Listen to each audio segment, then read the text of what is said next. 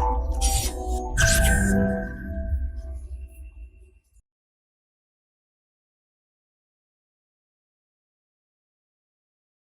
everyone, this is Prem Sodhani coming up with the next round of our quiz session, and in this session we generally discuss some of the very important current affairs in the format of question and answers, right? So let's get started with 8th December's question and answers. The question number 1 is with reference to Hornbill Festival, consider the following statement. The statement 1 is it is organized by the state government of Nagaland to promote tourism in the state. The second says the start of this festival also marks the Nagaland Statehood Day, right? This is statement number 2. So both of them are correct. Let me discuss here. Answer would be both 1 and 2 are the correct one. So in case of Nagaland is news, quite in news because of you might have heard this Mon district tragedy, misfire by the army was there. सो मोन district में हमने कल ही देखा था in our quiz session of yesterday कि Konyak tribe रहती है, Konyak tribe, and we also discuss their festival that is Aoling festival. Aoling festival of yesterday की क्विज में आप देखना, Aoling festival that is the festival which is celebrated in the happiness of spring या फिर harvest जब भी होता है तो उसके दौरान ये फेस्टिवल मनाया जाता है. बट अगर नागालैंड की बात करें इन जनरल तो नागालैंड में ये वाला festival that is hornbill festival. तो hornbill is a bird which is revered, which is a kind of sacred bird for Nagaland people, right? And this was the part of their folklore, story, tribal tradition, ठीक है. तो उन सब का ये bird जो है हिस्सा रहा है, बहुत ही माना जाता है इस बर्ड को, specially in Naga tribal culture, and that is the reason ये हॉर्नबिल फेस्टिवल मनाया जाता है first week of the December, that is 1st December to 10th December. This festival is celebrated. इसको अभी सस्पेंड किया है बिकॉज ऑफ दिस ट्रेजेडी कि वहाँ की जो ये ट्रेजेडी हुई है आर्मी के थ्रू, तो उसके कारण इसको अभी सस्पेंड कर दिया गया है. And this remarks the new year arrival for the Nagaland people. 1st December जो है वो न्यू ईयर अराइवल को भी मार्क करता है, and that is statement number 2 also. ठीक है, तो 1 है कि नागालैंड की गवर्नमेंट जो है इसको प्रमोट करती है so that tourism can also be promoted. The second one is yes this is also true, तो that is about hornbill festival. ठीक है, ध्यान रखना hornbill is a bird that is very important for Nagaland people because that is the part of their tradition, that is the part of their culture, tribal culture. तो ये सारा इसके बारे में. ठीक है, coming to the next question that is Mount Sumeru is located in which of the following country. तो ये जो Mount Sumeru है that is a volcano जो बहुत ज़्यादा न्यूज रहता है बिकॉज ऑफ इट्स रिसेंट एरप्शंस, है ना. तो that is in Indonesia. Indonesia के कुछ और मैं आपको मैप पे दिखाता हूँ. these are very important one you have to remember. this is Mount Sinabung. ठीक है, ये ध्यान रखना सुमात्रा आइलैंड में है, बाकी सारे दिख रहे हैं आपको जावा आइलैंड में, राइट. इसके बाद Krakatoa, mount Krakatoa is also very important. ये इरप्ट होते रहते हैं, आप इनको याद रखिएगा. Then mount Merapi, this is mount Semeru. ठीक है, तो यही क्वेश्चन था. Mount Semeru is in Indonesia, specially जो जावा जो आइलैंड है उसमें है. अगंग जो है, अगंग भी ध्यान रखना आप, Rinjani and Tambora, but these are very important. Merapi, Semeru, Agung, Krakatoa and Sinabung. These are very important क्योंकि ये इरप्ट होते रहते हैं, तो you must know the location of these mountains. बस इसमें ये ध्यान रखना Sinabung is in Sumatra island, बाकी सारे आपको दिख रहे हैं they are in Java part. ठीक है, तो these are the volcanoes of Indonesia specially. ठीक है, एंड इंडोनेशिया के पास ये वाली जो बेल्ट है that is the part of ring, fire ring जो होती है, because of this is the area of subduction. दो प्लेट जो हैं वो यहाँ पे टकरा रही है एंड सबडक्शन हो रहा है, that is Indo Australian plate and Eurasian plate. तो यहाँ पे because of this subduction region यहाँ पे वोल्केनिक एक्टिविटीज बहुत ज्यादा हैं. ठीक है, तो ध्यान रखना. पैसिफिक रिंग ऑफ फायर आपने पढ़ा होगा जहां पे वोल्केनो पाए जाते हैं, तो this is the part of that ring of fire. ठीक है, coming to the next question that is with reference to compensatory afforestation fund, consider the following statement. The statement 1 says the CAF Act established a national CAF under the public account of India. The second says this fund will be primarily spent on afforestation to compensate for the loss of forest cover, regeneration of forest ecosystem and wildlife protection and infrastructure development. ठीक है, तो इसके बारे में ये दोनों ही statement सही हैं. The answer would be both 1 and 2. Let me discuss here about this CAF, that is compensatory afforestation fund, that was created by the act in 2016. एक एक्ट लाया जाता है जो ये कंपनसेटरी एफॉरेस्टेशन फंड होगा. इसमें होगा क्या? For example, this is a forest cover. अगर किसी प्रोजेक्ट के चलते यहां से फॉरेस्ट कवर को हटाया जाता है, diversion of land for the purpose of for example manufacturing या माइनिंग, किसी चीज के लिए इस वाले फॉरेस्ट को हटाया जाता है, क्लियर किया जाता है, तो वो जो इंडस्ट्री होगी, दैट माइनिंग एक्टिविटी वाली जो इंडस्ट्री होगी या फिर मैन्युफैक्चरिंग जो इंडस्ट्री होगी, they have to compensate in lieu of that. मतलब उनको कंपनसेट के रूप में क्या देना होगा? पैसे देने होंगे. और वो पैसा कितना देना होगा? If this forest is clear ना, तो इतना ही फॉरेस्ट अगर नॉन फॉरेस्ट लैंड में लगाया जाए जहां पे फॉरेस्ट नहीं है, तो उसमें कितना खर्चा लगेगा वो पूरा का पूरा उस कंपनी से लिया जाता है.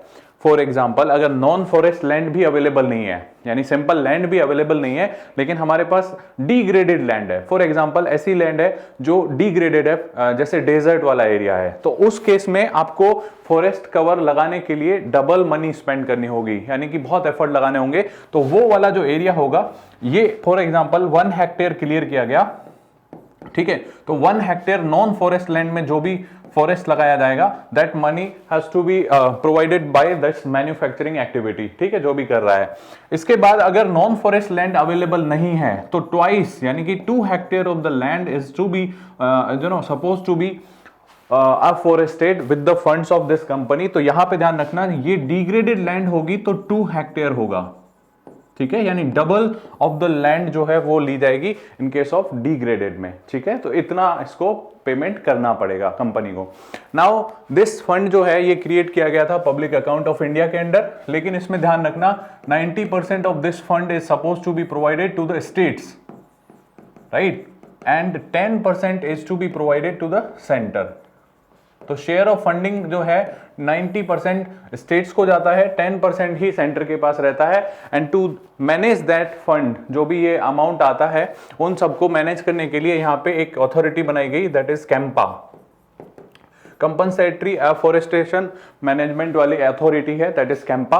तो ये अथॉरिटी बनाई गई जो इस पूरे फंड को मैनेज करती है.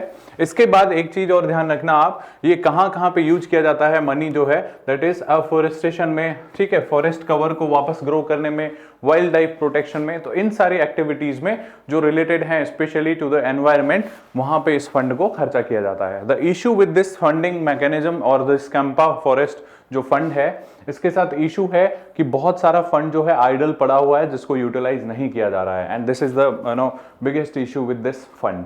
Okay, so this is about compensatory afforestation fund. तो ध्यान रखना दोनों ही स्टेटमेंट सही है, ये सारा कैंपा के बारे में. Okay, coming to the next question, that is with reference to laser communication relay demonstration, consider the following statements. ठीक है, the first is it is the first ever laser communication system of ISRO. The second is LCRD aims to speeding up space communication. This is not true because this is the project of NASA. ठीक है, तो पहला वाला statement गलत है और 2 जो है वो सही है. इसके बारे में थोड़ा सा मैं आपको बताता हूं. जो स्पेस में हमारे शटल्स भेजे जाते हैं वो जनरली यूज करते हैं radio frequency, right, radio frequency. And if it would have been this optical frequency या ऑप्टिकल अगर रहती, तो ध्यान रखना स्पीड जो होती, स्पीड वुड बी मैक्सिमम 1, यहां पे ग्रेटर रहती है, यहां पे स्पीड ऑफ कम्युनिकेशन जो है स्लो रहती है. ठीक है, कंपेयर टू ऑप्टिकल 1. तो यहां पे हम यूज कर रहे हैं लेजर. तो लेजर जो होती है, laser uses infrared waves, infrared waves. ठीक है, और जिनकी वेवलेंथ जो है वो शॉर्टर होती है, विद शॉर्टर वेवलेंथ.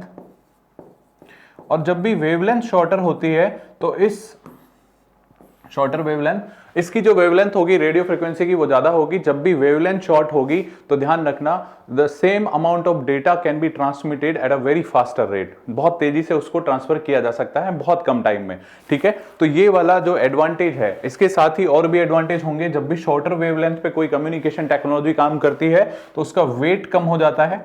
ठीक है, of those components, weight reduce हो जाएगा, पावर कंजम्पशन कम हो जाएगा. So these are the advantages of using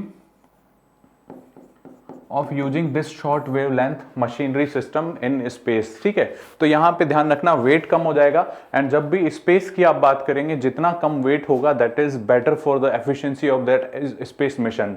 ठीक है, एंड उसके साथ आप और भी कुछ सारी चीजें भेज सकते हो अगर वेट कम हो जाता है तो ये सारे एडवांटेज मिलते हैं आपको जब आप ऑप्टिकल या फिर यूं कहें कि लेजर टाइप की जो फ्रिक्वेंसी है वो यूज करते हैं। तो स्पेस का जो कम्युनिकेशन है, स्पेस शटल से अर्थ तक जो सिग्नल पहुंचता है, ना सिर्फ वो फास्टर रेट पे पहुंचेगा बल्कि बहुत ही अमाउंट में भी आपका ज्यादा पहुंच सकता है। ठीक है, तो दिस स्टेटमेंट 2 इज ट्रू।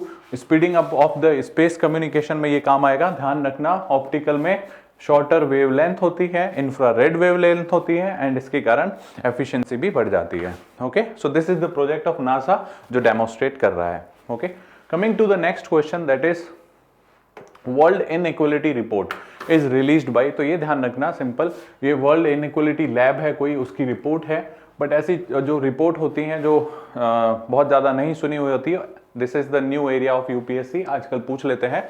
एक इनइक्वालिटी पे जो सबसे ज्यादा रिपोर्ट्स आती हैं वो अदरवाइज जो आती हैं इनइक्वालिटी पे, जैसे ऑक्सफार्म जो है, ऑक्सफार्म की रिपोर्ट जो है वो सबसे ज्यादा आती है इनइक्वालिटी पे।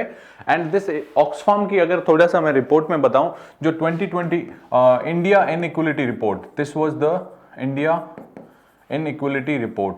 ठीक है, ये जो पब्लिश करता है, this is the name of this report, India inequality report, और इसमें ये कहता है कि 10% of Indians are holding 77% of the assets. ठीक है, यानी कि जो देश के 10% पीपल हैं उनके पास हमारे देश के 77% एसेट्स हैं, यानी कि बहुत ज्यादा इनइक्वालिटी है। यानी जो रेस्ट ऑफ द 90% पीपल हैं they are having only 33% of 23% of the assets of our country. ठीक है, तो ये जो है ज्यादातर ध्यान रखना इनइक्वालिटी की रिपोर्ट ऑक्सफार्म की होती है, but this you have to remember that is world inequality report is published by this world inequality lab. ठीक है, तो ये था हमारा last question of this discussion. And अगर आपको ये डिस्कशन सही लगता है तो इसे शेयर एंड लाइक जरूर करें।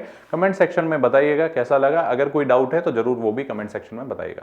Thank you very much for watching this video. Current Affairs by Forum IAS is an all-in-one program that covers the dynamic aspect of the syllabus from both prelims and mains perspectives. Last year, we have helped more than 100 students crack IAS with our current affairs classes.